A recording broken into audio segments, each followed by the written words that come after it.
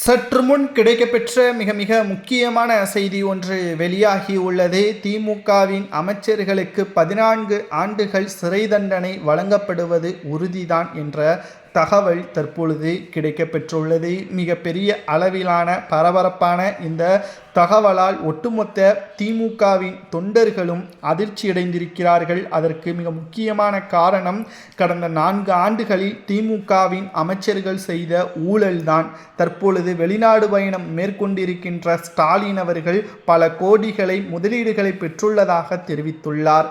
இதற்கு முன்பாக 3 முறை சென்றுள்ளார். பல ஆயிரம் கோடி முதலீடுகளை பெற்றுள்ளதாகவும் அப்பொழுதும் தெரிவித்திருந்தார். ஆனால் இப்பொழுது வரை அதற்கான பணிகள் நடைபெற்றதா? அமைச்சர்களிடம் இருக்கக்கூடிய சொத்துக்கள் மட்டும்தான் உயர்ந்துள்ளது. சட்டசபை தேர்தல் நடைபெறுவதற்கு இன்னும் 7 மாதங்கள் இருக்கக்கூடிய நிலையில் முதல்வர் ஸ்டாலின் அவர்கள் ஜெர்மனியில் இருந்து வந்த பிறகு அடுத்த வாரமே திமுகவின் அமைச்சர்கள் வீட்டில் தொடர் சோதனை. ஒரே கட்டமாக 13 அமைச்சர்கள் வீட்டில் சோதனைகள் நடத்தப்படும். அதில் பல்வேறு ஆவணங்கள் கைப்பற்றப்படும் பட்சத்தில் கிட்டத்தட்ட நீதிமன்றத்தில் அமலாக்கத்துறை அதிகாரிகள் ஆவணங்களை சமர்ப்பிக்கும் பட்சத்தில் 14 ஆண்டுகள் வரை சிறை தண்டனை கொடுக்கப்படுவதற்கும் வாய்ப்புகள் இருப்பதாக நம்மால் பார்க்க முடிகிறது. திமுக என்றாலே அது திருடர்கள் கூடாரம்தான் என்பதையும் பலரும் கூறி வருகிறார்கள். மக்கள் 2021 சட்டசபை தேர்தலில் 3.5% வித்தியாசத்தில் தான் திமுகவை வெற்றியடை வைத்ததற்கு காரணம், கடந்த 10 ஆண்டுகளாக திமுக அரியணையில் ஏறலை. ஒட்டுமொத்தமாக மக்கள் மத்தியில் திமுகவின் தலைவர் ஸ்டாலின் அவர்கள் பிரச்சாரமும் நடைபயணமும் மேற்கொண்டு மக்களிடம் நம்பிக்கையை பெற்றார். அதுதான் தற்பொழுது மக்கள் செய்த மிகப்பெரிய ஒரு ஏமாற்றமாகவே மாறிவிட்டது.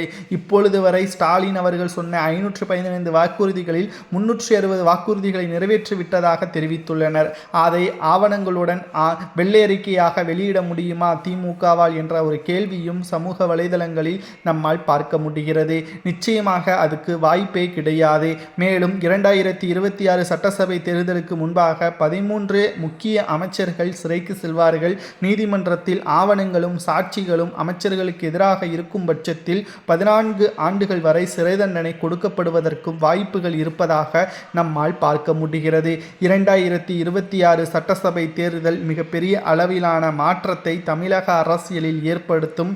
இளைஞர்களும் புதிய வாக்காளர்களும் தமிழக அரசியல் வரலாற்றில் மிகப்பெரிய அளவிலான மாற்றத்தையும் கொண்டு வருவார்கள் என்ற தகவலும் தற்பொழுது கிடைக்கப்பெற்றுள்ளது. 2026 சட்டசபை தேர்தலை பொறுத்தளவிற்கு உங்களது ஆதரவுகள் யாருக்கு? அமைச்சர்களுக்கு சிறை தண்டனை கொடுக்கலாமா வேண்டாமா என்பதை கமெண்ட் வாயிலாக கூறுங்கள்.